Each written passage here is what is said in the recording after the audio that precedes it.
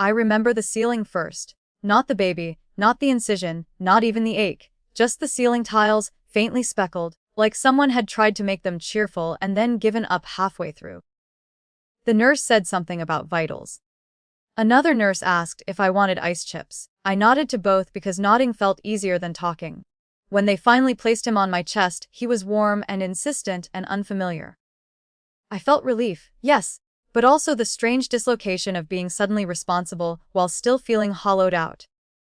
My hands shook when I tried to adjust the blanket. It kept slipping, exposing skin that felt too raw for air. That was when I picked up my phone. I didn't type a long message.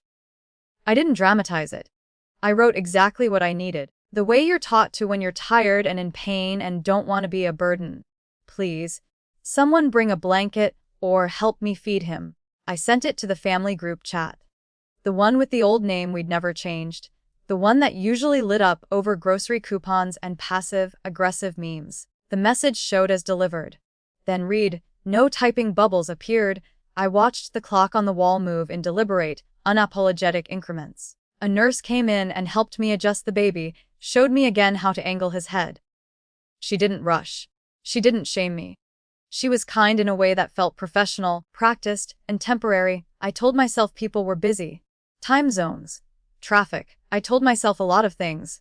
By evening, my phone was still quiet. The next morning, while the baby slept against my chest and my body felt like it had been reassembled incorrectly, I opened an app without thinking.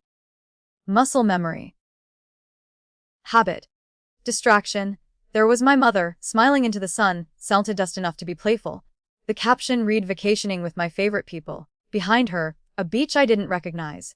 Around her, my sister and her kids, mid laughter, holding drinks with tiny umbrellas. I stared at it longer than I meant to. Long enough to notice details I wouldn't normally register, the tan lines on my sister's wrist, the way my mother leaned toward her, how no one looked at the camera as if they needed approval. I didn't comment.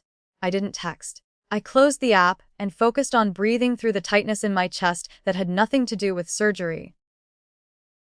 That was the moment something shifted, not loudly, not decisively. More like a door closing somewhere I wouldn't pass by again. Recovery was not cinematic. It was slow and unglamorous and lonely in small, cumulative ways. The incision pulled when I stood too fast. Sitting required planning. Sleep came in fragments. I learned to do everything one-handed because the other arm was usually occupied by a small, demanding person who seemed to sense the exact moment I thought I might rest. No check-in calls. No meals dropped off. No texts asking how feeding was going or whether I was healing properly. Occasionally, my mother would send a photo from wherever she was. Another beach. Another smiling group, with a heart emoji attached, as if affection could be mailed without context. I stopped responding. Not out of spite. Out of conservation. 6 weeks after the surgery, I woke before dawn to feed the baby. My body still protested certain movements. I moved carefully, like someone learning a new set of rules. After settling him back down, I glanced at my phone. 81 missed calls. The screen was dense with notifications, the names stacking on top of each other until they blurred. My sister's name dominated the list. My mother's appeared, too, though less frequently. Like punctuation rather than substance, there was a message waiting. You have to send 5,000 zaos and now. No greeting, no explanation, no acknowledgement of time passed or circumstances changed. For a moment, my body reacted before my mind did. My heart rate spiked. That old instinct, the one trained over years of being the reliable one, the flexible one, the one who smoothed things over, rose automatically. I imagined scrambling to make it work, moving money between accounts, absorbing the stress quietly. Then something else happened. I noticed how calm the room was. The baby's breathing, soft and even. The early light filtering through the curtains. The fact that no one had called me 81 times when I was alone in a hospital bed, asking for a blanket. I sat on the edge of the bed and read the message again. This time, without urgency, I typed my reply slowly. I can't do that. I stared at it before sending, expecting a surge of fear or guilt. It didn't come. What I felt instead was clarity, sharp and unfamiliar. The response was immediate. More calls, messages stacking quickly now, the tone shifting from command to accusation. Emergencies were named vaguely. Words like family and support appeared, deployed like tools rather than sentiments. I didn't answer. Later that morning, an email arrived from a law office. The subject line was neutral, almost polite. It explained the situation my sister was in with a level of specificity she had not offered me. There were numbers, timelines, consequences, and a clear statement that I was not legally or financially responsible. Reading it felt like stepping into a room where the rules were finally written down. When I forwarded the email to my sister with a single line, "I've reviewed this," the calls stopped. Not forever. Just enough. In the days that followed, the family tone changed. Messages became cautious.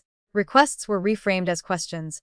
Concern appeared, belated and awkward, like a guest who had missed the dress code. No one apologized. Not directly. Not meaningfully. I didn't ask for it. I spent my energy elsewhere, on healing, on learning my child's rhythms, on rebuilding a sense of self that wasn't anchored to availability. The loneliness didn't vanish, but it transformed. It became something I could navigate rather than something that defined me. Sometimes, late at night, I still think about that first text. How small it was, how reasonable, how unanswered. I don't tell myself stories about villains or heroes anymore. I don't imagine dramatic reckonings or emotional speeches that would tie everything up neatly. What happened was quieter than that. I learned who shows up when the stakes are invisible. I learned what silence communicates. And I learned that dignity doesn't always look like confrontation. Sometimes, it looks like a short reply. And the decision not to send anything else.